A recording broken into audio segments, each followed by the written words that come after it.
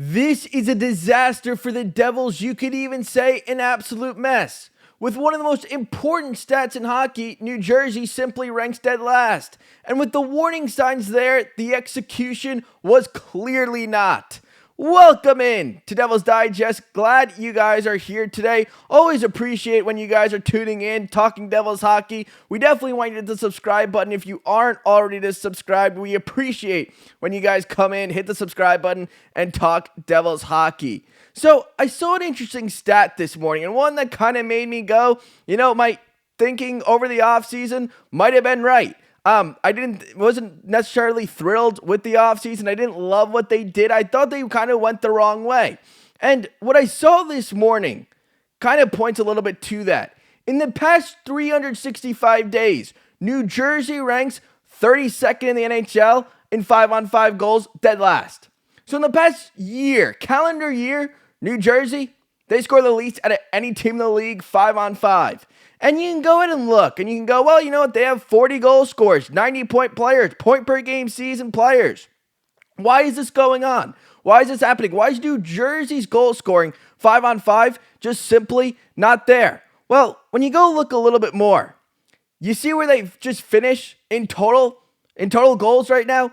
They're bottom 10 in the league.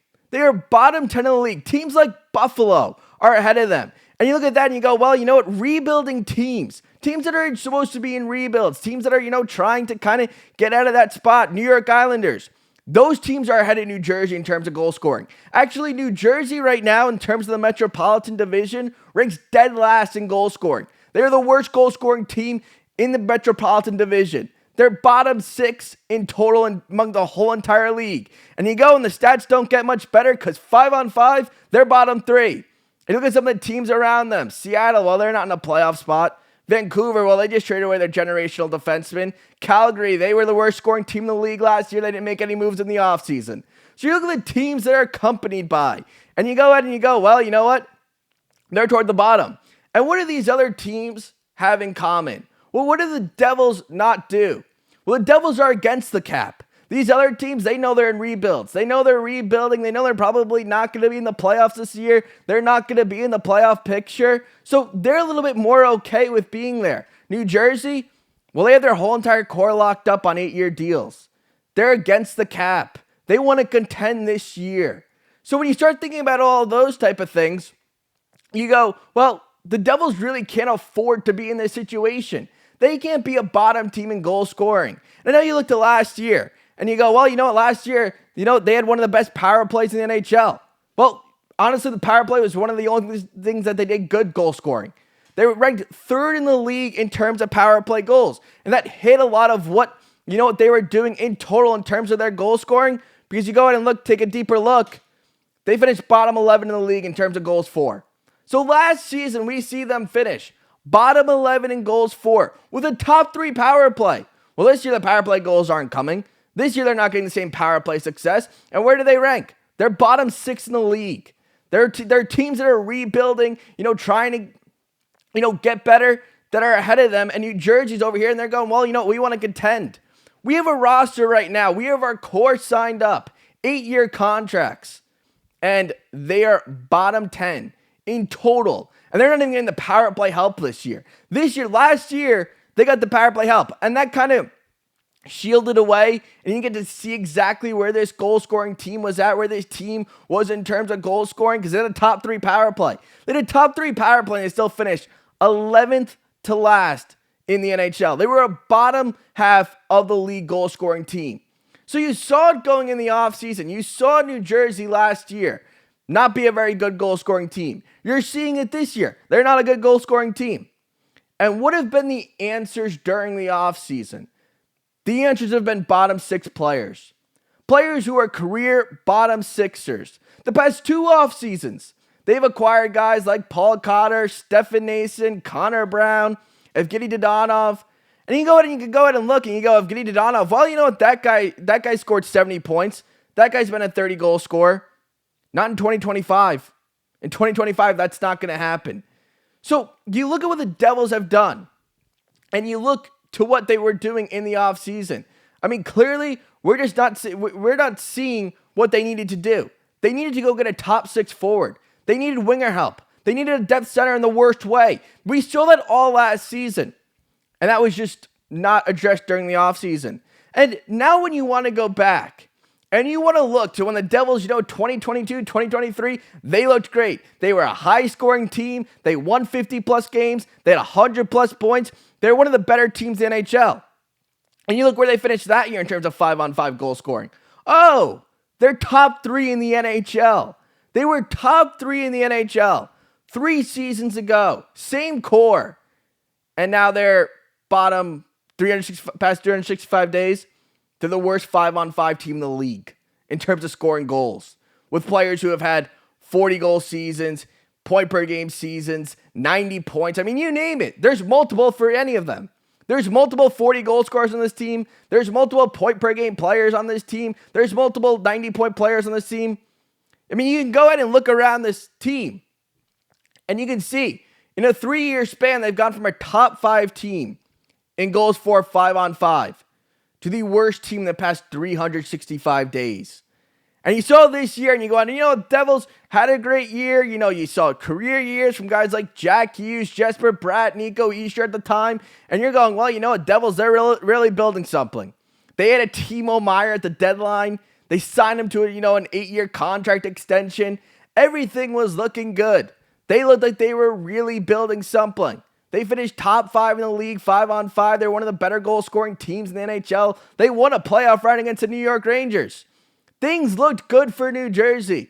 And what did Tom Fitzgerald at that time decide to do?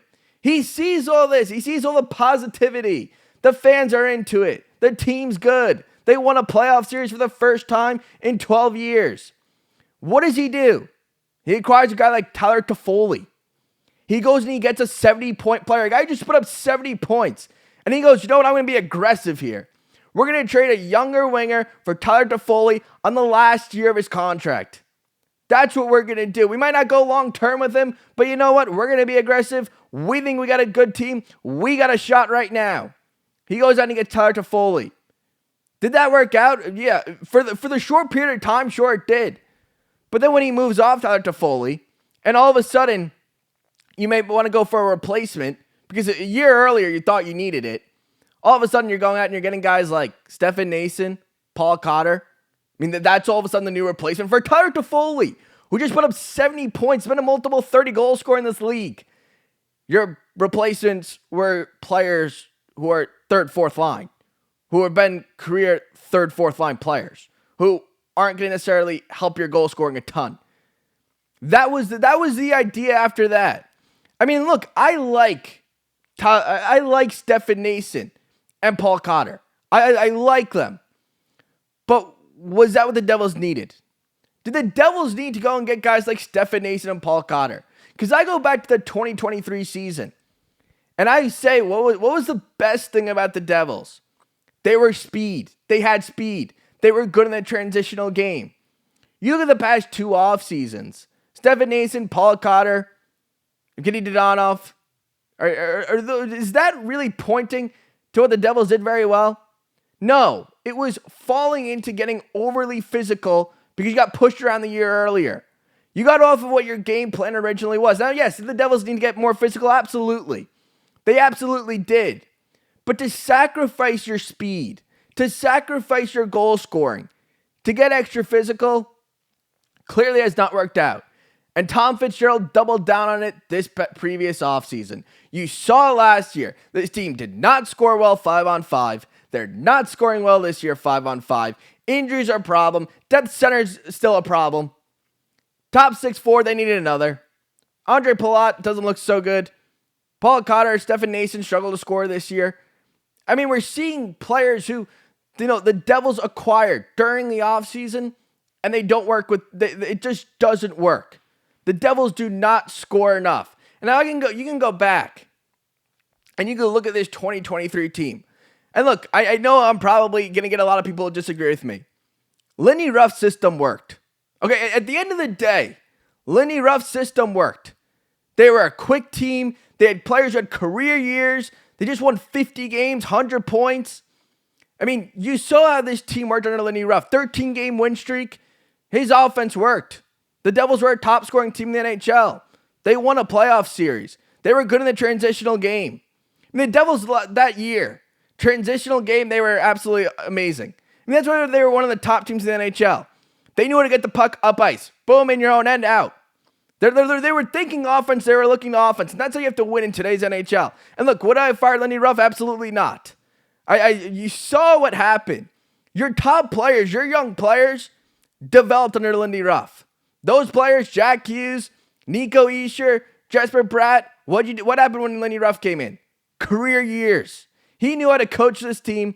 He knew what worked. And look, Buffalo's looking better. Look, I wouldn't have gone off Lindy Ruff. Sheldon Keefe's system. Look, I'm questioning it.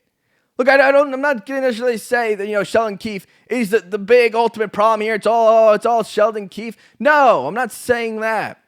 But did Lindy Ruff's system work better for New Jersey? Were the Devils a better team under Lindy Ruff's system? Yeah, I mean, it fits the core. Look at the core. What do you think of the core when you think of the Devils? Think speed. Jack Hughes, Jesper Bratt, Nico Hischier. You're thinking speed. The Devils had speed in their whole entire lineup. They played a good style. They were much better in the transitional game. This year, you're not seeing as much. And it's hurting the offense. You can let me know what you think down in the comments, though. I'd love to hear you guys' opinion.